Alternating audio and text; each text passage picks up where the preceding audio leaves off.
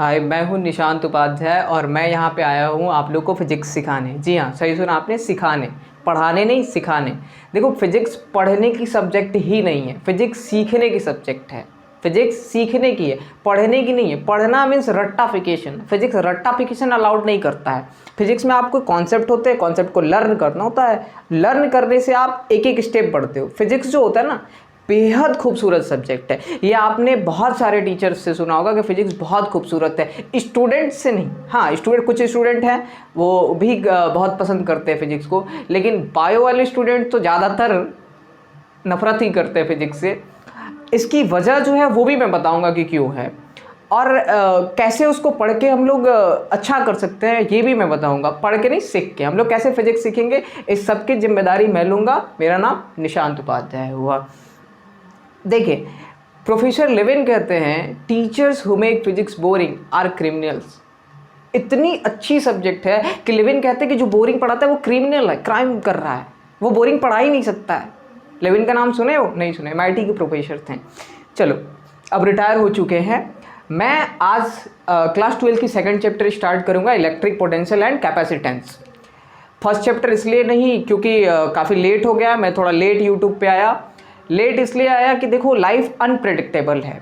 Life में चीज़ें कैसे हो रही है हम प्रेडिक्ट नहीं कर सकते, जैसे सोचते हैं चीज़ें वैसे नहीं होती है। तो मेरी भी लाइफ अब पहले जैसे नहीं, थोड़ी सी प्रॉब्लम थोड़ी बहुत आती गई, चीज़ें बदलती गई, इसलिए मैं थोड़ा लेट आया, नहीं तो शुरू में ही मैं आ जाता। और काफ़ी लोग बोले भी कि सर आप यूट्यूब पे आ जाइए, आ जाइए, आ जाइए।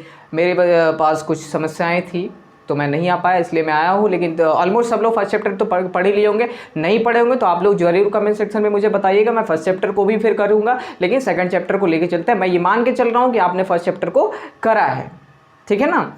लाइफ जो है ना, एक लाइन मुझे याद आती है कि घिस घिस के समझ आया जिंदगी का खेल, स्कूल ने तो सिखाया था mitochondria is the powerhouse of cell. ठीक है, कभी हम भी हुआ करते थे धूल आसमानों की, कभी हम भी हुआ करते थे धूल आसमानों की, बारिश की चंद बूंदों ने औकात दिखा दी। अरे बहुत तिस्मार खान थे यार कुछ दिन पहले। अब लाइफ में कुछ ऐसी चीज़ें हो गई जो धरातल पे ला कर रख दी हमें। तो बिना अब टाइम वेस्ट किए स्टार्ट करते हैं आपका चैप्टर, वो है electric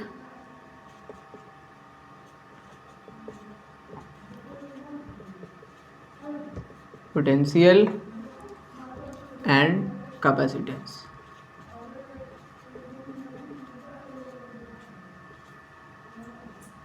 electric potential and capacitance. देखो, ये चैप्टर ना ये दो पार्ट में बटा हुआ है, एक तो पोटेंशियल और दूसरा capacitance. Electric potential and capacitance.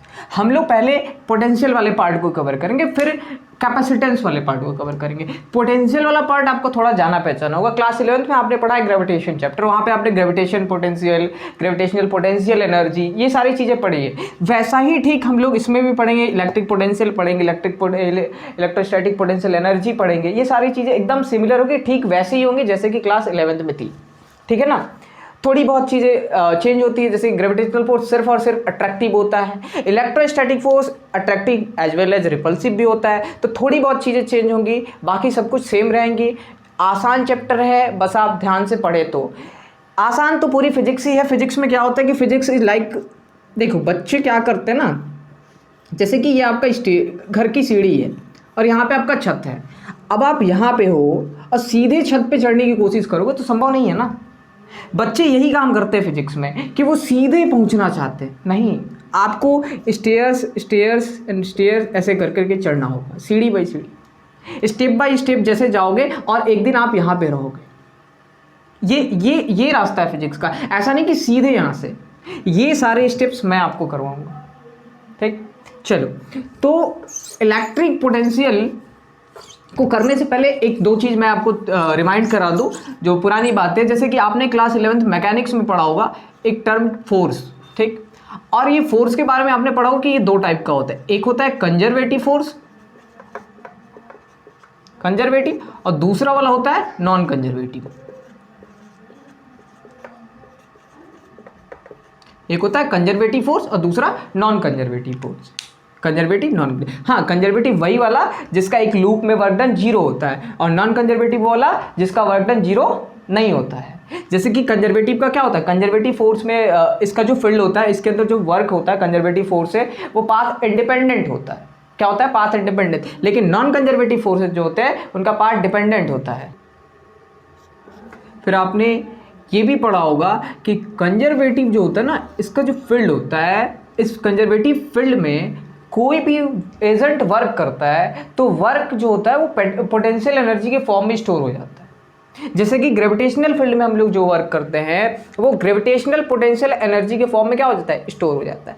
भाई वर्क कैसे एनर्जी के फॉर्म में स्टोर हो जाए, ये डाउट होगा, मैं आपको क्लियर करता हूँ कि कैसे स्टोर हो जाता है। अब देखो रियल लाइफ में क्या होता है, रियल लाइफ में आप कोई काम करते हो तो क्या करते हो, किसी ऑब्जेक्ट को उठा के कहीं लेके जाते हो, अच्छा वो सब छोड़ो, उठा के ले जाना छोड़ो, कोई भी काम करते हो, काम करने के बाद होता क्या है आपके साथ, आप थक जाते हो मतलब कि क्या हुआ कि आपकी एनर्जी का लॉस हुआ, and you know better, energy neither created not destroyed, conservation of energy कभी भी क्रिएट नहीं की जा सकती और ना ही डिस्ट्रॉय की जा सकती। फिर आपका लॉस कैसे हो गया, क्या होता है, ट्रांसफॉर्म होता है। मतलब कि जो आपकी एनर्जी आपसे गई है वो कहीं ना कहीं गई है, किसी ने उसको लिया है, किसी दूसरे फॉर्म में चली गई। कहाँ चली जाती है, वो उस ऑब्जेक्ट के ऊपर चली जाती है, आपने जो वर्क किया होता है उसमें चली जाती है। तो किसी ऑब्जेक्ट के ऊपर वर्क किया जाएगा, अगर एजेंट वर्क करता है तो उसकी एनर्जी वर्क में कन्वर्ट होती है। तो किसी ऑब्जेक्ट जिसके ऊपर वर्क किया जाता है तो उसकी जो वर्क है वो भी तो उसके एनर्जी में कन्वर्ट होनी चाहिए ना, ऐसा होता भी है। ठीक, कंजर्वेटिव फील्ड में जो भी वर्क होता है वो क्या हो जाता है, उसकी पोटेंशियल एनर्जी के रूप में स्टोर हो जाता है ऑब्जेक्ट पे। अब जैसे कि देखो आप क्या किए, अब यहाँ पे अगर जैसे कि ग्रेविटेशनल में आपको याद दिलाऊंगा मैं कि ग्रेविटेशनल पोटेंशियल एनर्जी में क्या होता था कि यहाँ पे अर्थ पे पूरा P 0 होता था। ठीक, जैसे ही अगर आप h हाइट पे किसी ऑब्जेक्ट को, यहाँ से m मास का कोई ऑब्जेक्ट है, इसको h हाइट पे लेके चले जाते थे तो इसके पास कितनी P हो जाती थी, mgh।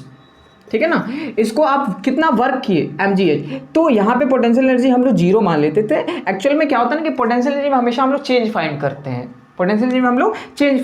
हैं, mgh वर्क करते हैं। देखो हम लोग ऊपर फोर्स लगा देते हैं कितना, mg, ऊपर फोर्स लगाते हैं mg। तो इसको अब mg क्यों लगाते हैं, mg इसलिए लगाते हैं, ठीक है, ऐसा ही इलेक्ट्रिक पोटेंशियल में ही होगा तो डिस्ट्रैक्ट नहीं होना है, मैं यही समझाते तो वहाँ पे आप रिलेट करो, मैं रिलेट करा दूंगा बस, ठीक है ना। देखो mg क्यों लगा है, नीचे mg लग रहा था, ऊपर हमने जो एजेंट है उसने भी mg क्यों लगाया, उसने mg इसलिए लगाया कि ऑब्जेक्ट में क्या हो, एक्सेलरेशन जो है ना, एक्सेलरेशन ये 0 हो, एक्सेलरेशन कितना हो, 0। एक्सेलरेशन नहीं होना चाहिए। एक्सेलरेशन क्यों नहीं होना चाहिए, क्योंकि अगर एक्सेलरेशन आ जाता है तो ऑब्जेक्ट की स्पीड चेंज हो जाएगी, वेलोसिटी चेंज हो जाएगी। वेलोसिटी अगर चेंज होगी, स्पीड चेंज होती है, अगर मैग्नीट्यूड ऑफ वेलोसिटी चेंज हो जाती है तो उसकी काइनेटिक एनर्जी चेंज हो जाएगी। और काइनेटिक एनर्जी भी कहाँ से फिर आएगी, अगर बढ़ जाती है काइनेटिक तो आपका वर्क ही आप ही करोगे ना, आप जो वर्क करोगे वही जाके काइनेटिक एनर्जी में स्टोर होगी। फिर आपका टोटल जो वर्क है, आप ये नहीं कह सकते मैंने जो किया इसकी पोटेंशियल एनर्जी में चेंज हुआ, वो काइनेटिक में भी इंक्लूड हो रहा है, ठीक है, इसलिए आप ये नहीं कह सकते हो। तो इसको अवॉइड करने के लिए हमने क्या किया, हमने एक्सेलरेशन को हटा ही दिया। एक्सेलरेशन हटाने के लिए हमने इस पर नेट फोर्स नहीं रखा, mg रखा। ये माना जाता है कि एकदम बराबर फोर्स रखे तो ये स्लोली चला जाता है, ठीक है ना। अगर इसकी स्पीड पहले से v है ऊपर की तरफ मान लेते हैं और mg ऊपर लग रहा है, नीचे लग रहा है, नेट फोर्स 0, तो वो v तो मेंटेन्ड रहेगा ना, वो चेंज नहीं होगा, तो उसकी काइनेटिक एनर्जी में कोई चेंज नहीं। अगर h हाइट तक ऊपर लेके गए और वर्क का फॉर्मूला क्या होता है, वर्क का फॉर्मूला होता है F(s cos थीटा)। तो फोर्स हमने लगाया ऊपर की तरफ mg, डिस्प्लेसमेंट ऊपर की तरफ हुआ है h, तो दोनों cos 0 हो जाएगा ना, cos थीटा की वैल्यू 0, क्योंकि डिस्प्लेसमेंट f भी ऊपर है और डिस्प्लेसमेंट भी ऊपर ही हुआ है, तो एंगल 0 बनेगा। ठीक, तो ये कितना आ गया, वर्क आ गया, वर्क बाई एजेंट कितना आ गया, mgh। एक्चुअल में ये जो mgh आया है, क्या ये जो mgh आता है, ये क्या आता है, ये क्या उसकी ऑब्जेक्ट की पूरी पोटेंशियल एनर्जी आ गई, और ये जो ऑब्जेक्ट था इसकी यहाँ पे पोटेंशियल एनर्जी है नहीं, this is change in potential energy, delta U, this is delta U, ना कि पूरी की पूरी पोटेंशियल एनर्जी है। आप ये नहीं कह सकते। आप सुनो कि अगर किसी इंसान के पास, किसी इंसान को, अपने एक इंसान है यहाँ पे A, यहाँ पे कोई दूसरा इंसान है B, अगर B इसको 20 रुपए दे देता है, B इसको क्या करता है, 20 रुपए दे देता है, B अगर 20 रुपए दे देगा तो A के पास जितने भी पैसे होंगे, क्या B बता सकता है कि फिर A के पास कितने पैसे हैं, नहीं पता, 20 रुपये नहीं, 20 रुपये कोई जरूरी थोड़ी ना, एक के पास हो सकता है पहले से 100 रुपये हो तो इसके पास 120 रुपये हो जाएंगे ना, 120 रुपये हो जाएंगे ना, बोलो। तो ये नहीं कहा जा सकता है कि आपने जितना दिया उसके पास उतना ही है आप, लेकिन ये कह सकते हो कि हाँ इसके पास जितना था उसमें इतना का चेंज हुआ, 20 रुपया बढ़ गया, आप ये कह सकते हो। तो ये जो वर्क होता है, वर्क डन बाय एजेंट, किसमें, without acceleration in conservative field, without acceleration in conservative field क्या देता है, delta U, change in potential energy, change in potential energy, है ना यहाँ पे। हाँ लेकिन अगर हमें ये मालूम हो कि इसके पास पहले से 100 रुपए हैं तो हम क्या कर सकते हैं, ये भी बता सकते हैं कि इसके पास टोटल कितना है, टोटल कितना। ये सब इसलिए बताना पड़ा मुझे क्योंकि किसी भी पोटेंशियल, कोई भी पोटेंशियल हो ना, पोटेंशियल की एक डेफिनेशन होती है, पोटेंशियल पर यूनिट सब्सटेंस। जैसे कि अगर चार्ज है तो पोटेंशियल पर यूनिट चार्ज हो, sorry potential energy per unit charge होता है, वो पोटेंशियल होता है, ठीक है। Potential energy per unit mass, gravitational potential energy हो तो पर यूनिट मास वो ग्रेविटेशनल पोटेंशियल एनर्जी होता है, ठीक। आओ अब इस चीज को हम लोग ना रिलेट करके देखते हैं चार्ज से, कि ये सारी चीजें, ये जो सारी बातें मैंने बोली ये चार्ज के केस में कैसे अप्लाई होते हैं। देखो कितना सिंपल है, बहुत आसान है, देखो एकदम से यहाँ पे आ जाओ। इसके लिए हमें क्या करना है, हमें यहाँ पे एक सोर्स चार्ज ले लेना है, एक हमने यहाँ पे क्यू ले लिया, ये क्या है, सोर्स चार्ज, ठीक। सोर्स चार्ज इसलिए क्योंकि ये जो है ना स्टैटिक रहेगा, ये रुका हुआ रहेगा, इसलिए मैंने इसको सोर्स चार्ज किया, इसकी पोजीशन हम लोग चेंज नहीं करेंगे, ठीक। यहाँ से अब कुछ सेपरेशन पे हमने एक पॉइंट कंसिडर किया, ये है पॉइंट ए और ये है पॉइंट बी, 2 पॉइंट मैंने कंसिडर किया चार्ज से, ठीक। और हम क्या करेंगे, एक टेस्ट चार्ज ले लेंगे क्यू, एक टेस्ट चार्ज लेंगे क्यू, ये क्या है, टेस्ट चार्ज, ठीक है ना, ये बी पे। अब इस चार्ज को हम लोग अगर ए पे लाते तो देखो ये अगर ये पॉजिटिव रिपल्सन होगा, हमें अगेंस्ट काम करना होगा ये। अच्छा एक और बात मैं बता दूं आपको कि electrostatic force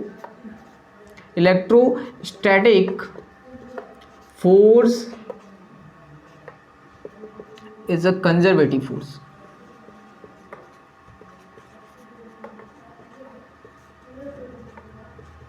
electrostatic force is a conservative force, है ना, ये कंजर्वेटिव फोर्स होता है, मतलब कि वो सारी बातें जो हमने पीछे की वो सब इसमें रिलेट होगा, ठीक। तो अगर ये कंजर्वेटिव फोर्स है तो इसका फील्ड कंजर्वेटिव होगा, इसका मतलब है कि इसका इसमें भी जो वर्क होगा वो पाथ इंडिपेंडेंट होगा, किसका, इस फोर्स की वजह से, ठीक है ना। अभी देखें, अभी इसको हम लोग इसके अगेंस्ट फोर्स लगाएंगे ना, क्योंकि इसको हमें इधर लेके आना तो अगेंस्ट फोर्स लगाना पड़ेगा, तो वर्क होगा। इसको हम लोग जब यहाँ से यहाँ तक लेके आएंगे तो कुछ वर्क होगा, वो वर्क होगा क्या, WB2A, सॉरी कैपिटल है मेरे पॉइंट का नाम, WB2A, ठीक। ये वर्क आखिर होगा कितना, तो ये होगा डेल्टा U के बराबर, change in potential energy of that test charge. उस टेस्ट चार्ज की जो पोटेंशियल एनर्जी पहले थी अब क्या हो गई, इतनी अमाउंट जो है ना ये चेंज हो गई होगी, जितना हमने वर्क करा वो चेंज हो गई होगी। ये पीछे मैंने अभी समझाया कि कंजर्वेटिव फील्ड में जितना भी वर्क करते हैं वो कहाँ चला जाता है, ऑब्जेक्ट के ऊपर। हाँ ये ध्यान रहे, विदाउट एक्सेलरेशन, ये बार बार नहीं बोलूंगा, आप समझ जाए कि विदाउट एक्सेलरेशन ही हो रहा है कि, और ये भी मैंने बता दिया है कि क्यों विदाउट एक्सेलरेशन हो रहा है। इस चार्ज को हमने यहाँ पे लाया तो कितना वर्क किया, WBA, B2A, जितना वर्क किया वो कहाँ हो गया, पोटेंशियल एनर्जी में स्टोर हो गया। चेंज मतलब कि पोटेंशियल, फाइनल पोटेंशियल एनर्जी मतलब potential energy eight A minus potential energy eight B, ठीक। ये कितना हो गया, पोटेंशियल एनर्जी B से A लाने में जो वर्क होगा ये उसके बराबर हो गया, इनका डिफरेंस इतना आ गया, ठीक। अब अगर मान लें कि अगर हम लोग B से नहीं लाते, इस चार्ज को B से नहीं लाते, कहाँ से लेके आते, इधर इन्फिनिटी से लेके आते हैं, कहाँ से लेके आते हैं, इन्फिनिटी से। तो अगर हम लोग उसको इन्फिनिटी से लेके आते हैं तो ये कितना होता, तो हमारा वर्क डन कितना होता, इन्फिनिटी टू A होता, ठीक। तो ये जो वर्क डन होता है ये क्या होता, ये किसका चेंज होता, ये इतना होता ना, ये वाला पॉइंट क्या होता, इन्फिनिटी होता, तो ये वर्क डन हमें इन्फिनिटी से करना होता, ये होगा ना, बोलो, बढ़िया, ठीक। अब एक मजे की बात आपको बताता हूँ कि इन्फिनिटी की पोटेंशियल एनर्जी हमने जीरो मान रखी है, इन्फिनिटी की पोटेंशियल एनर्जी हमने जीरो, ये फिजिक्स का एजम्पशन है कि इन्फिनिटी की पोटेंशियल एनर्जी क्या होती है, जीरो होती है। तो ये देखो -0 equal to W infinity to A, ठीक। अब देखो potential energy at A equal to W infinity to A. मतलब कि किसी भी ऑब्जेक्ट को, एक मिनट ध्यान से, किसी भी ऑब्जेक्ट नहीं, किसी भी चार्ज को इन्फिनिटी से उठा के लाके इलेक्ट्रिक फील्ड में किसी भी पॉइंट पे रखने में, किसी भी पॉइंट पे हम लोग रखते हैं, जितना वर्क करते हैं उस चार्ज के पास उतनी ही पोटेंशियल एनर्जी होती है, ये हम लोग कह सकते हैं। ये इसलिए कह सकते हैं क्योंकि हमें पता चल गया क्या, कि उसकी इन्फिनिटी पे पोटेंशियल एनर्जी 0 थी। ये ठीक वैसे ही जैसे ए और बी थे और इसने, बी ने क्या करा था, ए को पैसे दे दिए थे। अब इसको पता चल जाए कि ए के पास पहले से 0 रुपए हैं, 0 एक भी रुपया नहीं है, और इसने क्या करा, 100 रुपए दे दिए, तो ये कहेगा ना कि इसके पास अब 100 रुपए ही हैं। अगर हमें पता चल जाए कि चार्ज की पोटेंशियल एनर्जी क्या है, 0 है, कहाँ पे, इन्फिनिटी पे। इन्फिनिटी पे पोटेंशियल एनर्जी क्या होती है, 0 होती है। ये 0 है और हमने क्या करा, जो वर्क करा वो पोटेंशियल एनर्जी में ही स्टोर होगी। तो हमने कहा कि जितना हमने दिया उतना ही उसके पास है, उतना ही है ना। तो ये पोटेंशियल एनर्जी किसी भी पॉइंट पे कितना होता है, किसी भी चार्ज का, जितना हमने उसको लाने में इन्फिनिटी से जितना वर्क करा वही उसकी पोटेंशियल एनर्जी है। Got it. चलो अब यहां देखो, आगे और कर लेते हैं। ये तो क्लियर हो गया। अब मैंने आपको एक डेफिनेशन बताया थोड़ी देर पहले, क्या, कि पोटेंशियल एनर्जी पर यूनिट ना पोटेंशियल होता है। तो यहां पे क्या है, ये कैसी पोटेंशियल है, इलेक्ट्रोस्टैटिक पोटेंशियल एनर्जी है ना, ये इलेक्ट्रोस्टैटिक पोटेंशियल एनर्जी है। अच्छा ये ध्यान रहे कि ये जो वर्क डन है ये बाई एक्सटर्नल एजेंट होना चाहिए, बाई एक्सटर्नल एजेंट। हाँ ये हमेशा ये एक्सटर्नल एजेंट का वर्क है। एक्सटर्नल एजेंट मतलब हम यार, हम और तुम, हम तुम साथ साथ हैं। अच्छा तुम गा रहे हो, तुम साथ हो या ना हो, क्या फ़र्क है, नहीं भाई साथ होना ज़रूरी है, ठीक है। यहाँ देखो, तो ये एजेंट का वर्क हो गया। अब देखो जो मैंने डेफिनेशन बताया उसके अकॉर्डिंग, एक मिनट, डेफिनेशन के अकॉर्डिंग मैंने बताया कि potential energy per unit charge potential होता है। पोटेंशियल को देखो, पोटेंशियल जो होता है इलेक्ट्रिक पोटेंशियल, इसको मैंने बताया कि potential energy per unit charge, ठीक। तो ये कितने चार्ज का पोटेंशियल एनर्जी है, क्यू चार्ज का ना, कितने चार्ज थे क्यू, इनकी पोटेंशियल एनर्जी कितनी होती है, कितनी थी, यूए, और टोटल ये पर यूनिट चार्ज कर दिए तो क्यू से डिवाइड कर दिए। तो ये देखना ये कितना था, W infinity to A, W infinity to A by Q, ये क्या हो गया, पोटेंशियल। पोटेंशियल को कैपिटल V से लिखते हैं तो ये हमारा फॉर्मूला बनेगा, ठीक। देखो क्या बन रहा है कि वर्क डन कहाँ से, इन्फिनिटी से लेके आने में कितने चार्ज को, पर यूनिट चार्ज को हमें जितना वर्क करना पड़ता है वही हमारा पोटेंशियल होता है, ठीक ना। ये देखो मैंने सारे डेफिनेशंस लिख दिए हैं, और लिखने के लिए मैंने वीडियो को पॉज कर दिया और फिर लिखा, वो इसलिए क्योंकि वीडियो ये लिखने में ज़्यादा टाइम लगता तो वीडियो लंबी हो जाती, इसलिए। अब देखो मैंने क्या लिखा है वो मैं डेफिनेशंस बताता हूँ। नोट्स भी आपके बनने चाहिए ना, काफ़ी बच्चों का मैंने देखा बहुत सारे टीचर्स पढ़ा देते लेकिन नोट्स नहीं होता, नोट्स देते हैं बाद में, वो एक अच्छा तरीका है क्योंकि वीडियो क्या हो जाता है, बड़ा लंबा हो जाता है। लेकिन फिर मैंने कहा कि चलो ठीक है, वीडियो को पॉज कर करके आपको सारे नोट्स, मैं पूरे नोट्स प्रोवाइड कराऊंगा, पूरी फिजिक्स की नोट्स दूंगा, ऐसे ही वीडियो पॉज कर दूंगा, पहले एक्सप्लेन कर दूंगा, फिर पढ़ा दूंगा, फिर लिख दूंगा, पॉज करके लिख के फिर आपको इसका स्क्रीनशॉट ले लेना, ठीक है, या फिर मन करे तो कॉपी में नोट कर लेना। ये देखो जैसे ही इंपॉर्टेंट लगे, अगर कुछ अगर नहीं नोट करना चाहते हो, नोट नहीं किए तो क्या करोगे उसको, लेकिन ज़्यादातर अच्छा होता है नोट कर लो या फिर स्क्रीनशॉट ले लेना, ठीक है।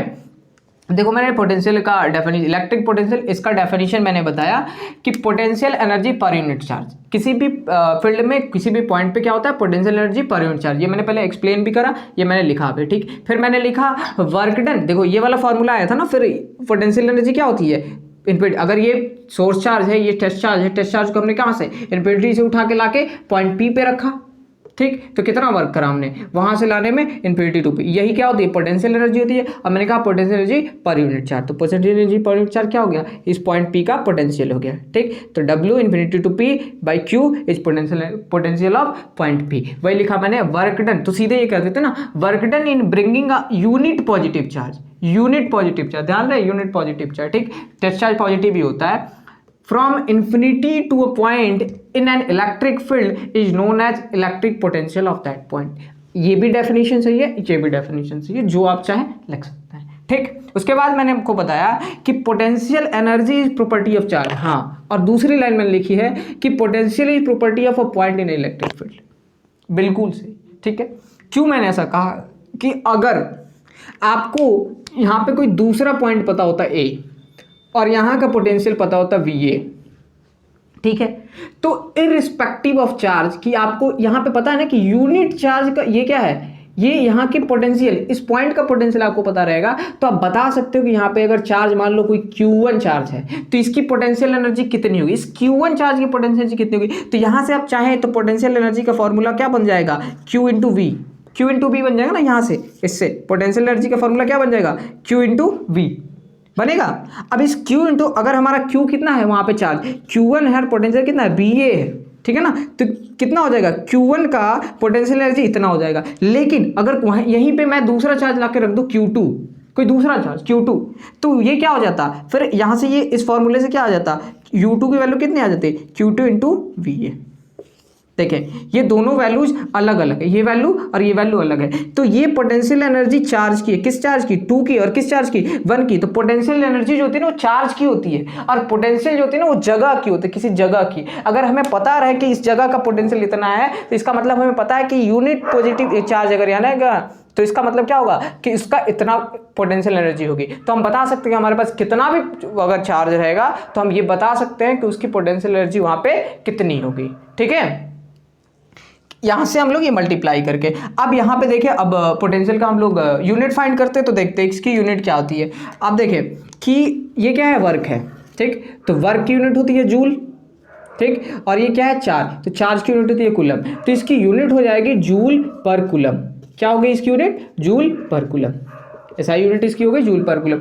जूल पर कूलम को हम क्या कर देते हैं, इसको रिप्लेस कर देते एक टर्म से जिसको हम लोग बोलते हैं वोल्ट, वोल्ट।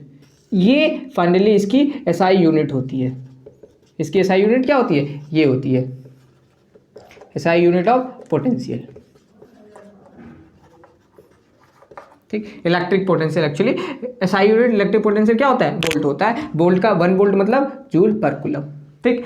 अगर आपको बताना हो कि अगर जैसे किसी पॉइंट का, जैसे मान लेते कि इस पॉइंट का पोटेंशियल क्या होता, 1 वोल्ट होता, तो 1 वोल्ट अगर बोलने का मतलब जानते हैं क्या हुआ कि यहाँ से 1 कूलम, ये 1 कूलम टेस्ट चार्ज है ना, ये 1 कूलम चार्ज को यहाँ से यहाँ लेके आने में हमें कितना वर्क करना पड़े, W इन्फिनिटी टू P कितना होना चाहिए, 1 जूल होना चाहिए। जब ये 1 जूल होगा, ये तो 1 होता ही है, ठीक है ना, क्योंकि हम लोग टेस्ट चार्ज को लेके आएंगे। 1 कूलम चार्ज को इन्फिनिटी से पॉइंट P पे लाने में अगर हमें 1 जूल वर्क करना पड़ता है तो क्या होगा, उस पॉइंट का पोटेंशियल हमें 1 वोल्ट होगा, ठीक। अब देखें वर्क क्या है, वर्क एक स्केलर क्वांटिटी है और चार्ज भी स्केलर क्वांटिटी है, तो पोटेंशियल भी क्या हो जाएगा, potential also will be scalar quantity. तो पोटेंशियल क्या होता है, स्केलर क्वांटिटी। आप इसको स्क्रीनशॉट ले लें या फिर नोट कर लें, जैसे भी कर लें।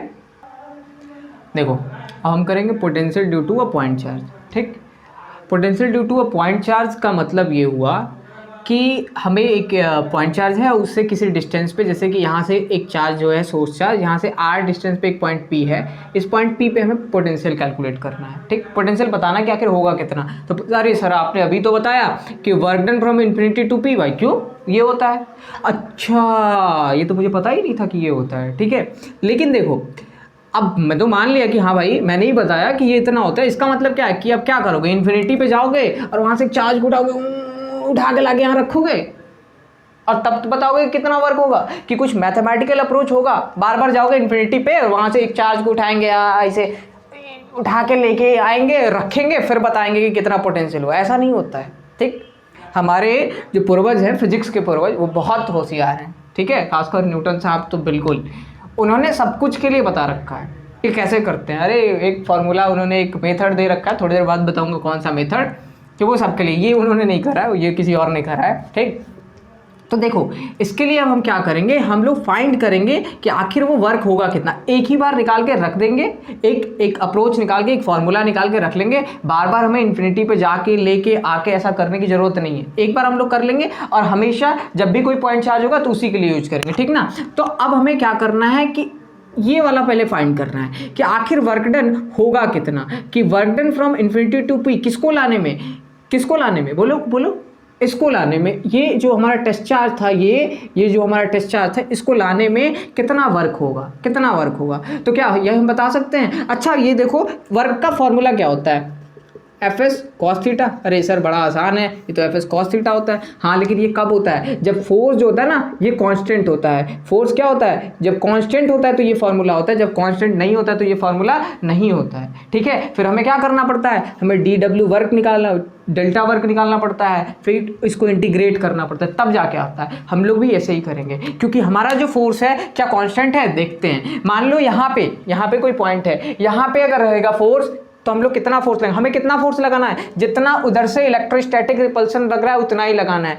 जैसे पास आएंगे तो फॉर्मूला क्या होता है इलेक्ट्रोस्टैटिक फोर्स का, के Q1 Q2 upon are square. मतलब कि ये सेपरेशन पे डिपेंड करता है, ये सेपरेशन पे डिपेंड करता है। तो जैसे जैसे पास जाते जाएंगे उसका फोर्स बढ़ते जाएगा, हमें भी अपना फोर्स बढ़ाना पड़ेगा, मतलब कि फोर्स बदलेगा। फोर्स कैसा है, वेरिएबल है। तो ये वाला फॉर्मूला तो यूज नहीं कर सकते हैं, गलत नहीं है भाई, ये यूज नहीं कर सकते, इसको हम लोग यूज नहीं कर सकते। तो कैसे करेंगे, तो हम क्या करेंगे कि यहाँ से एक x डिस्टेंस पे जाके, एक पॉइंट ले लेंगे, ठीक। और यहाँ पे हम लोग यहाँ से एक छोटा सा डिस्प्लेसमेंट जो कि dx होगा वो इधर मूव करवाएंगे, ठीक ना।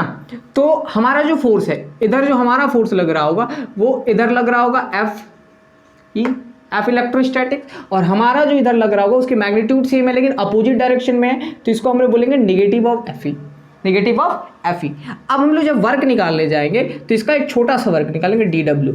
तो देखो dw, ठीक, dw आखिर देखो होगा कितना, तो dw Fe, देखो माइनस Fe, मान लीजिए माइनस Fe, ठीक, इंटू dx डिस्प्लेसमेंट, और cos 0 डिग्री।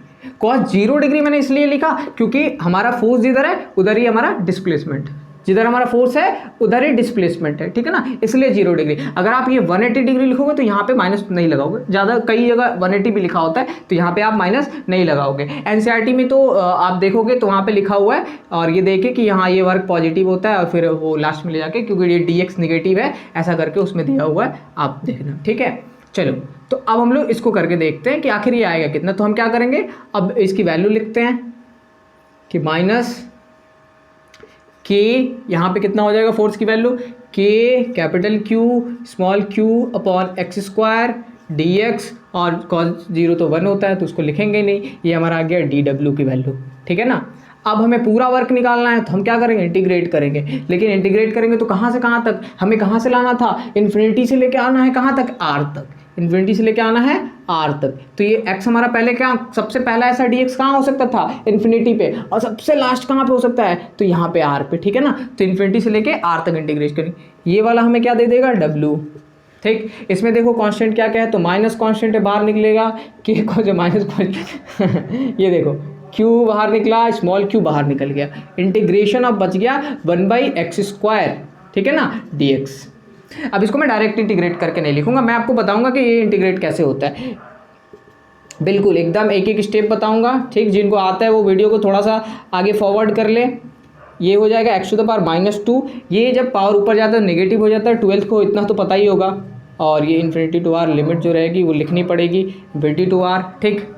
ये x था। अब देखो एक्चुअल में इंटीग्रेशन का जिनको नहीं पता है उनको मैं बता दूं कि इंटीग्रेशन ऑफ x⁻n dx ये होता है x⁻n+1/n+1। जिनको नहीं पता उनके लिए मैं बताता हूँ, ये फार्मूला होता है कि अगर x⁻n हो और dx एलिमेंट के साथ इसको इंटीग्रेट करना हो तो इसका इंटीग्रेट करने के बाद आता है x⁻n+1/n+1। तो इसका अगर x⁻−2 है और इसको इंटीग्रेट करना है किससे, dx से, तो ये क्या हो जाएगा x⁻²+1/-2+1। तो ये कितना हो गया, x⁻−1/-1। तो ये -1 का मतलब हो गया कि -x⁻−1, ये तो माइनस ऊपर चला जाएगा, नीचे 1 नया भी रहे तो कोई दिक्कत नहीं, तो ये हो जाएगा -1/x। ये माइनस की वजह से ये माइनस, और ये जब फिर नीचे जाएगा तो पावर क्या हो जाएगा, प्लस हो जाएगा। तो इसका फाइनल इंटीग्रेशन कितना आ गया, -1/x, ठीक। अब आपको पता है कि जब इंटीग्रेशन हो जाता है तो ये बॉक्स डाल देते हैं और लिमिट इन्फिनिटी से r, और इधर जो चीज़ें थी k q ये तो रहेंगी ही, ठीक ना। ये देखें -k q और लिमिट पुट करेंगे तो ये हो जाएगा -1/r minus of 1/∞, higher limit minus lower limit, ठीक, higher limit minus lower limit. अब ये देखो माइनस के क्यू अपॉन आर, और ये हो जाएगा, ये तो 1/∞ जीरो था, जीरो तो ये हो जाएगा सिर्फ -1/, आर नहीं, ये यहाँ पे रहेगा आर, ठीक। अब इस माइनस से क्या हो जाएगा, प्लस हो जाएगा। तो हमारा W जो क्या था, W∞ टू P था ना, W∞ टू P, ये कितना हो गया, K capital Q minus plus हो गया, स्मॉल q अपॉन R, इतना आ गया, ये हमने निकाल लिया। अब इस वाले फॉर्मूले में हम इस चीज़ को ला के रख देंगे, तो Vp की वैल्यू आ गई, देखो W∞ इसकी वैल्यू कितनी आ गई, K capital Q small q upon R is multiplied with 1/q। हाँ, ये q से डिवाइड है, इसका मतलब 1/q से मल्टीप्लाइड है, ठीक है ना। तो ये Vp की वैल्यू, ये छोटा से q से छोटा q चला गया, छोटा q से छोटा q चला गया, तो Vp की वैल्यू कितनी आ गई, K capital Q upon R। Source charge हमारा था कैपिटल Q। ये देखिए इंडिपेंडेंट ऑफ टेस्ट चार्ज होता है, टेस्ट चार्ज से इसको कोई मतलब नहीं है, ये किस पे डिपेंड करता है, तो सिर्फ सोर्स चार्ज और सेपरेशन पे, ठीक है, ठीक है। तो ये हो गया हमारा, ये फॉर्मूला आ गया। ये देखो इलेक्ट्रिक फील्ड में क्या होता था ना, अगर आप इलेक्ट्रिक फील्ड निकालते तो आता था KQ अपॉन R²। कुछ लोगों को लगा होगा कि ये वैसा ही है, एक्चुअल में वहाँ पे R² होता था और यहाँ पे R है। तो हम लोग दोनों का थोड़ा सा एक ग्राफ है NCERT में, उसको भी देखेंगे कि वो आखिर ग्राफ क्या समझाने की कोशिश करने के लिए दिया गया। उससे पहले हम लोग इस पर एक छोटा सा सवाल करके देखते हैं। हालाँकि ये सब सवाल आप लोग कर लेंगे, लेकिन फिर भी मैं करवा देता हूँ, ठीक है। पहले एक बार मिटा दूँ, देखो लिख लिए ही होगे, नहीं लिखे होगे तो जल्दी से वीडियो को पीछे करके स्क्रीनशॉट ले लेना या फिर पॉज करके लिख लेना।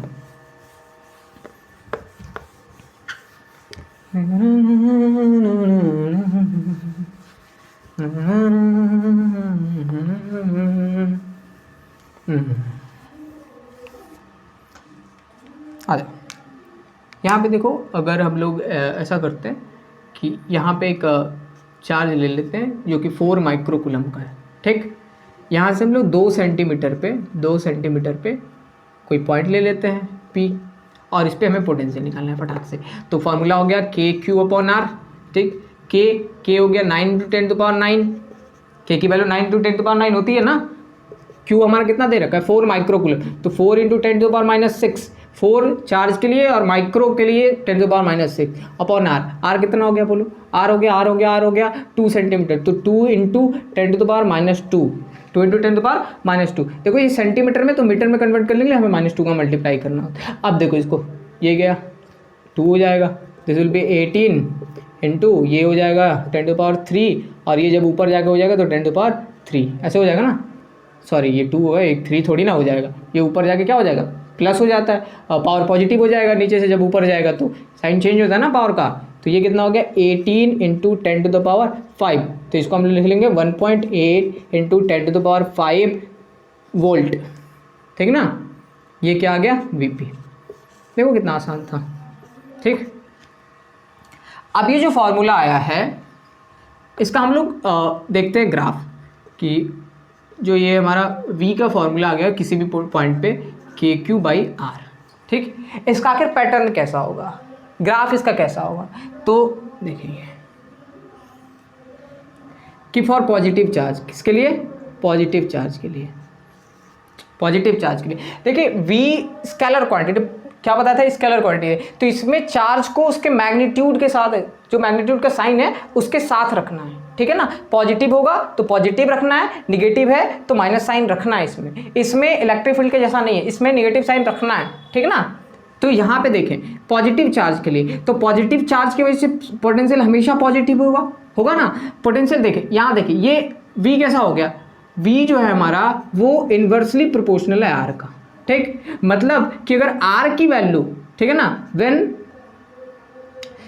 R = 0, R की वैल्यू क्या कर दे, 0 कर दे, तो ये क्या देगा, ये हो जाएगा फिर V = ∞ हो जाएगा, देख रहे हैं। और जब R की वैल्यू ∞ कर देंगे तो फिर V की वैल्यू क्या हो जाएगी, 0। देखो इसमें अगर R की वैल्यू 0 रख दोगे, समथिंग बाय 0, ठीक। और फिर क्या करोगे, यहाँ पे इन्फिनिटी रख दो तो ये पूरा जीरो आ जाएगा। तो इस पे हमने ले लिया पोटेंशियल और ये हो गया हमारा आर। तो जीरो पे कितना दे रहता है, इन्फिनिटी, जा नहीं सकते हैं, ठीक है ना। तो क्या करेंगे, हल्का से ऐसे, अच्छा इधर पोटेंशियल आर इन्फिनिटी पे क्या दे रहा था, जीरो कब दे रहा था, इन्फिनिटी पे, तो इधर, ठीक ना।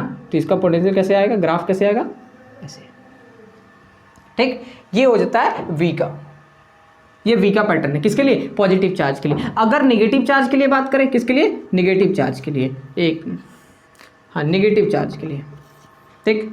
तो नेगेटिव चार्ज के लिए पोटेंशियल सेम ग्राफ होगा, इसका मिरर इमेज बनेगा, नेगेटिव बनेगा ऐसे, उसका पोटेंशियल हमेशा कैसा होगा, नेगेटिव, तो ऐसे बन जाएगा, ठीक ना।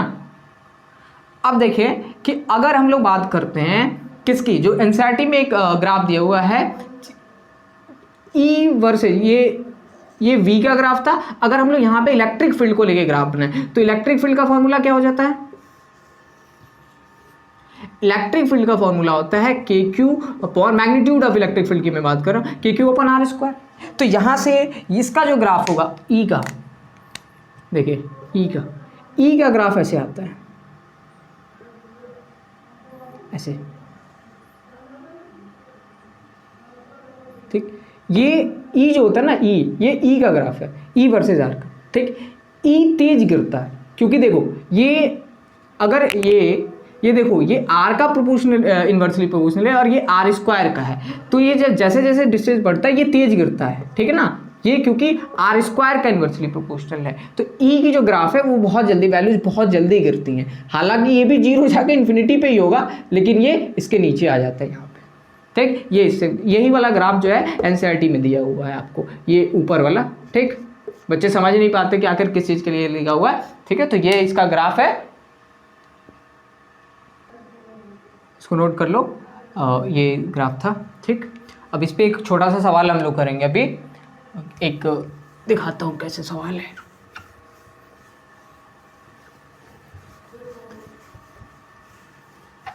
देखो जैसे कि यहाँ पे ये एक्स एक्सिस दिया हुआ है, थोड़ा ज़्यादा ऊपर हो गया यहाँ पे,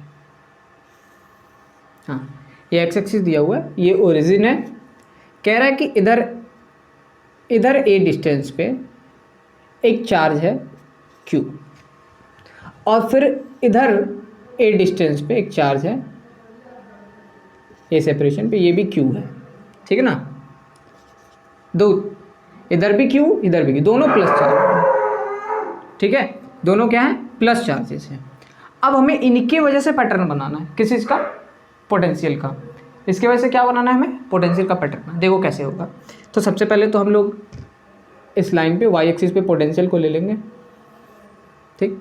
अरे टेढ़ा हो गया लाइन, टेढ़ा हो गया, अच्छा जाने दो, मैं ओरिजिन को शिफ्ट कर लेता हूँ। यहाँ पे मेरा ओरिजिन आ गया, ठीक। इस पे आ गया पोटेंशियल। अब देखते हैं इसकी वजह से कैसा होगा, ठीक। तो हम लोग 2-3 पॉइंट सेलेक्ट करते हैं, एक इधर वाला इन्फिनिटी, एक इधर वाला इन्फिनिटी, ठीक, एक इस चार्ज के पास, ठीक, और एक इस चार्ज के पास, ऐसे सब पे निकाल के देंगे इन्फिनिटी पे। तो दोनों देखो, इसके भी वजह से इन्फिनिटी, तो इसके लिए भी इन्फिनिटी होगा और इसके लिए भी इन्फिनिटी होगा, तो दोनों की वजह से पोटेंशियल क्या हो जाएगा, जीरो। अब जो भी चार्जेज होगा वो क्या हो गया, इसके भी वजह से और इसके भी वजह से, दोनों की वजह से क्या हो जाएगा, जीरो हो जाएगा, ठीक ना। देखो और इसके वजह से देखो, अभी क्या करना है, अब यहाँ पे पोटेंशियल, तो यहाँ पे, अब यहाँ पे इसका पोटेंशियल जो होगा वो इक्वल टू कितना हो जाएगा, v1 plus v2। Potential scalar to quantity है, जुड़ जाता है। मुझे ये शायद पहले बता देना चाहिए था कि मल्टीपल चार्जेस का, बता दूंगा अभी, लेकिन ये देख लो यार, v1 प्लस v2 होता है, ठीक है ना। दोनों चार्जेस, ये चार्जेस 1 मान लो और चार्ज 2 मान लो, ठीक, दोनों की वजह से। तो यहाँ पे जो पोटेंशियल स्केलर क्वांटिटी है, तो किसी भी पॉइंट पे अगर मल्टीपल होते हैं तो जुड़ जाता है। ये अभी नेक्स्ट कॉन्सेप्ट ही था, मुझे पहले क्वेश्चन पहले करो, सोचा ग्राफ था तो इसके साथ यही क्वेश्चन करवा दूँ, ठीक है। तो यहाँ पे देखो, इसके वजह से जो पोटेंशियल होगा ये इनफाइनाइट हो जाएगा, इसकी वजह से Q1 की वजह से क्या हो जाएगा, इनफाइनाइट, क्योंकि इसके लिए R क्या हो गया, जीरो हो गया इस पॉइंट पे, ए पे क्या होगा इसका, और इसके वजह से कुछ पोटेंशियल होगा, इस वाले चार्ज की वजह से कुछ पोटेंशियल होगा तो क्या फर्क पड़ता है, infinite plus something is infinite, इसका मतलब यहाँ पे पोटेंशियल कितना होगा, इनफाइनाइट होगा। ठीक, तो इधर जीरो, इन्फिनिटी पे जीरो और यहाँ पे ऐसे, तो यहाँ पे हमें एक लाइन खींच लेना चाहिए वाई एक्सिस के पैरेलल, ठीक ना। और यहाँ पे ये कैसे आ जाएगा देखो, तो इसका जो ग्राफ होगा वो ऐसे आएगा, ठीक, ये टच नहीं करेगा, ऐसे पैरेलल हो जाएगा इसके, ठीक, ऐसे, ठीक। अब आगे देखते हैं, इधर अब बाहर भी ठीक वैसा ही होगा, क्योंकि ये इधर इन्फिनिटी पे जीरो होगा और इस पॉइंट पे फिर वही पोटेंशियल, दोनों चार्जेज की वजह से पोटेंशियल, तो इसकी वजह से तो कुछ पोटेंशियल यहाँ पे निकल के आएगा, ठीक है ना। लेकिन इसकी वजह से पोटेंशियल क्या हो जाएगा इस पॉइंट पे, इन्फिनिटी, तो इन्फिनिटी प्लस समथिंग इन्फिनिटी, तो यहाँ पे डॉटेड लाइन डाल के एक पैरेलल लाइन खींचे, और ये देखो इन्फिनिटी पे तो दोनों की वजह से जीरो का सेम, तो इधर ऐसे, ठीक है ना, ऐसे, इधर ऐसे ऐसे। अब रही बात बीच की, तो यहाँ से अब इधर जाएंगे, अंदर की तरफ जाएंगे, ठीक है ना। तो जैसे अंदर की तरफ जाएंगे तो यहाँ से देखो, ये यहाँ तो इन्फिनिटी था, अब धीरे धीरे पोटेंशियल कुछ होगा और यहाँ पे कुछ पोटेंशियल होगा, फिर जैसे इधर जाएंगे फिर ये पोटेंशियल यहाँ तक आके इन्फिनिटी हो गया है, तो बीच का ग्राफ कैसे आ जाएगा, ऐसे, ठीक, ये पूरा ऐसे पैरेलल हो जाएगा ऐसे, ठीक ना, ऐसे यू शेप का बनेगा, ठीक। यहाँ पे V1 प्लस V2 आएगा, जो यहाँ पे निकाल के लाएंगे, जैसे कि इसके वजह से पोटेंशियल क्या होगा, KQ upon A plus KQ upon A, ये आएगा यहाँ, ठीक है ना, ये वैल्यू इतनी होगी, तो ये इसका ग्राफ था, ठीक। चलो अब इसको मिटा देता हूँ, आप इसको नोट कर लो और मैं आगे एक कॉन्सेप्ट करवाता हूँ, ठीक है।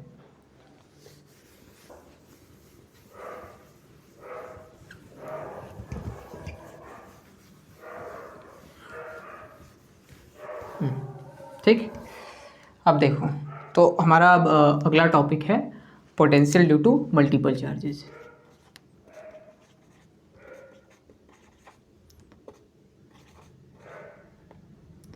पोटेंशियल ड्यू टू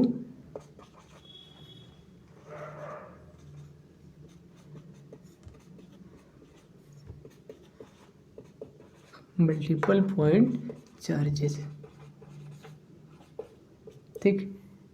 अगर मल्टीपल पॉइंट चार्जेस का मतलब हो गया कि अगर किसी पॉइंट पे मैं फाइंड करना हो, किसी पॉइंट पे मैं क्या निकालना हो, पोटेंशियल निकालो, पोटेंशियल का मतलब इलेक्ट्रिक पोटेंशियल है यार, फाइंड करना हो कितने, मल्टीपल का मतलब होता है मोर देन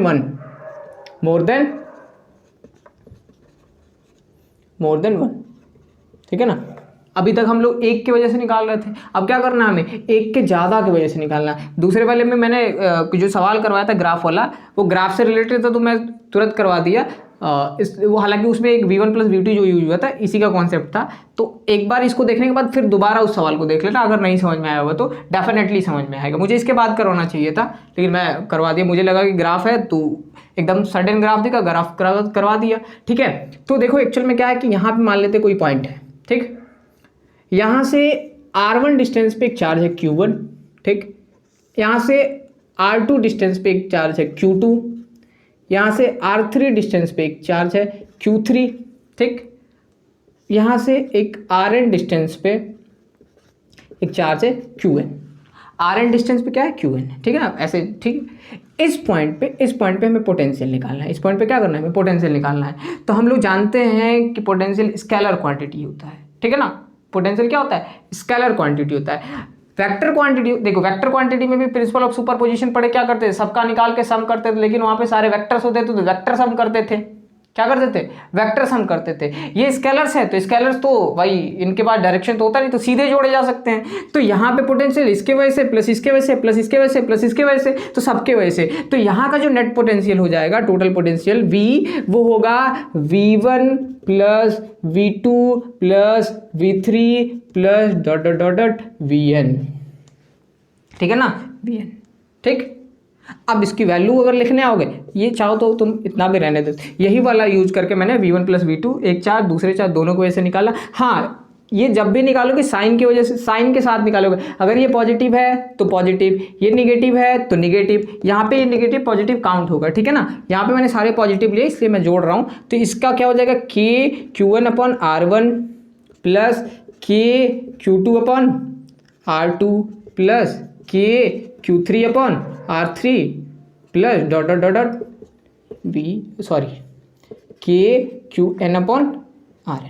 ठीक, अब आप इसको चाहे तो समेशन के फॉर्म में लिख सकते हैं, सिग्मा के समेशन ऑफ कहाँ से कहाँ तक, तो KQI ठीक से लेके QRI। ठीक, ये हो गया V की पोटेंशियल। ठीक, सारे जितने हैं सबका सम कर देंगे। अब इसको आप लोग नोट कर लीजिए और इस पर मैं एक आपको छोटा सा सवाल कराऊंगा, ठीक ना। जैसे कि देखें, आप इलेक्ट्रिक फील्ड में तो ऐसा आपने बहुत सारा सवाल किया होगा। जैसे ये एक कोई इक्विलैटरल ट्रायंगल है डी साइड का, ठीक, यहाँ पे आपको +5Q चार्जेस है, ठीक, और यहाँ पे आपके -3Q चार्ज है इस वाले कॉर्नर पे। ठीक, यहाँ पे देखिए इक्विलैटरल ट्रायंगल, यहाँ पे +5Q, यहाँ पे -3Q। इस पॉइंट पे हमें पोटेंशियल निकालना है। वीडियो को पॉज करके इसका पोटेंशियल फाइंड करें, नहीं हो तो मैं करूँगा। ठीक है, तो मैं करता हूँ। तो देखो यहाँ पे पोटेंशियल निकालना होगा, तो हम इसको मान लेते हैं चार्ज 1, इसको मान लेते हैं चार्ज 2। तो यहाँ का पोटेंशियल कितना हो जाएगा, V1 + V2, इसके वजह से प्लस इसके वजह से। तो सबसे पहले तो V1 निकालो। V1 की वैल्यू कितनी होगी, तो V1 की वैल्यू होगी ये वाला चार्ज, मतलब कि फॉर्मूला होता है पोटेंशियल का, फॉर्मूला होता है KQ/R। V की वैल्यू क्या होती है, KQ/R, ये होता है ना KQ/R। तो Q है 5Q/R, ये आ गया, मतलब 5KQ/R नहीं, ये D होगा, D की बना ना साइड, तो 5KQ/D, ये हो गया V1। ठीक, V2 की वैल्यू आ जाएगी K -3Q/D, मतलब कि -3KQ/D। ठीक, इतना आ गया। V हमारा क्या है, V जो हमें निकालना है ये क्या है, V1 + V2, ठीक ना, मतलब कि 5KQ/D माइनस प्लस, और इस माइनस की वजह से माइनस हो जाएगा 3KQ/D। तो ये कितना, ये D है। ठीक, तो ये आ गया हमारा D और 5KQ, तो ये हो जाएगा 2KQ। ये हो गया फाइनली। ठीक, तो ऐसे ऐसे सवाल आपको मिलेंगे। जैसे कि यहाँ पे एक स्क्वायर हो सकता है, रेक्टेंगल हो सकता है, उसके सेंटर पे निकालने को हो सकता है। यहाँ पे 3 साइड पे 3 वर्टिस पे दिया रहेगा, चौथे पे निकालने को हो सकता है। ऐसे बहुत सारे सवाल किताबों में भरे पड़े, कोई भी किताब उठाइए लगाइए। ठीक है, चलो ये वाला सवाल नोट कर लो। इसको अगर आप कर लिए थे तो बहुत अच्छी बात है, नहीं किए थे तो नोट कर लो, और हम लोग अगला सवाल करेंगे। ठीक है,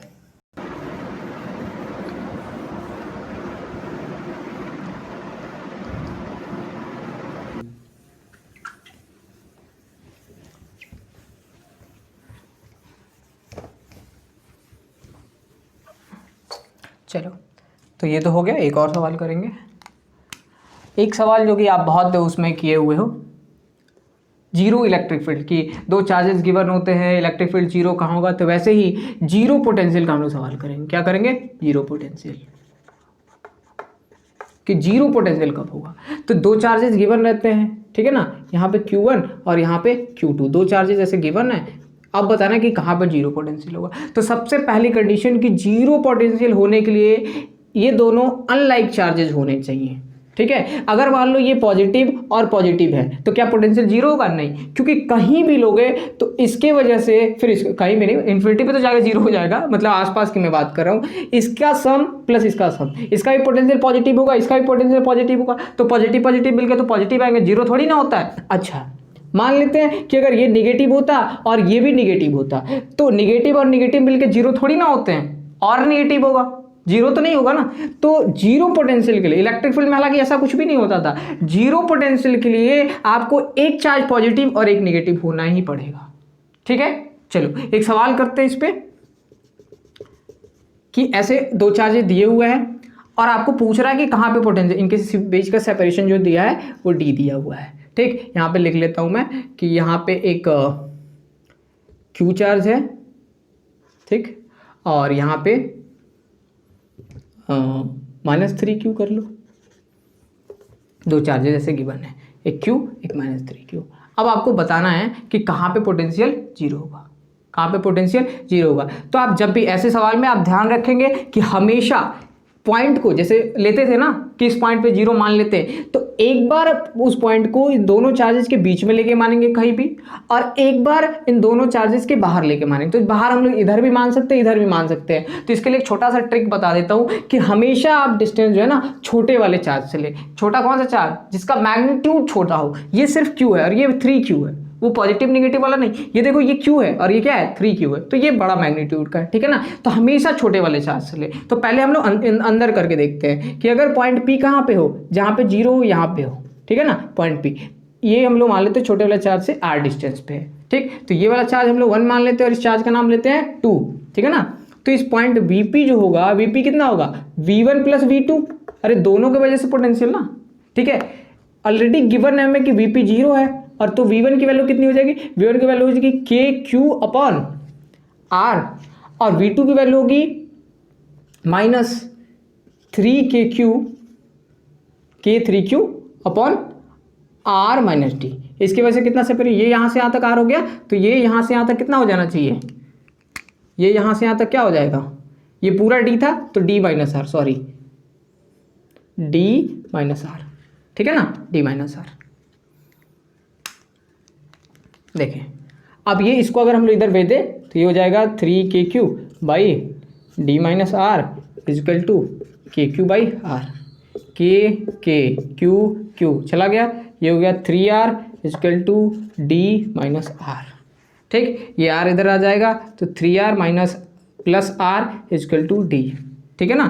तो 4R equal to D, that means R equal to D by 4, D by 4 पे ये जो पॉइंट होगा ये कितने पे होगा, D बाई 4 पे। D बाई 4 पे क्या हो जाएगा, ये पोटेंशियल इसका 0 हो जाएगा, ठीक ना। अब आ जाए कि अगर हम लोग पॉइंट को कहाँ लिए होते, बाहर लिए होते, अगर इधर कहीं लिए होते, यहाँ पे हम लोग P लिए होते, सॉरी पॉइंट लिए होते जहाँ पे पोटेंशियल 0 होता है, इसको R लेते, तो इसके लिए क्या हो जाता, फिर वही Vp तो उतना ही होता ना, दोनों के वजह से पोटेंशियल, मतलब V1 प्लस V2, ठीक ना। V1 का फॉर्मूला, फिर V1 के लिए V1 मतलब इस चार्ज की वजह से पोटेंशियल, तो फिर KQ अपॉन R। अरे सर ये तो वही आया, हाँ ये वही आएगा, अगला वाला देखते हैं। तो हो जाएगा माइनस K प्लस ये लिख लो -3Q, ऐसे लिख लो।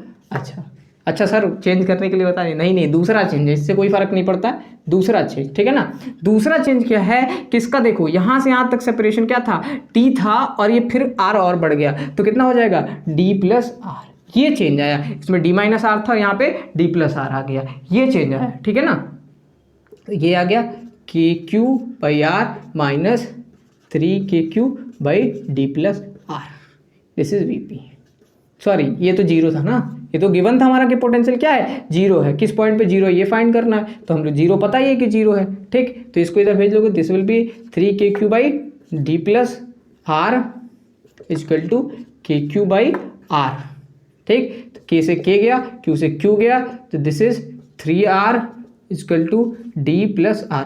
ये R इधर जाके 3 से मल्टीप्लाई, इधर कुछ नहीं है तो ये D प्लस R हो जाएगा, मतलब 1 है, 1 से मल्टीप्लाई होगा, तो ये अगर इसको इधर भेजेंगे तो 3R minus R equal to D, मतलब कि 2R equal to D, R की वैल्यू आ गई D बाई 2, मतलब कि इधर D बाई 2 पे, इधर D बाई 2 पे क्या हो जाएगा, पोटेंशियल हमारा 0 हो जाएगा, ठीक।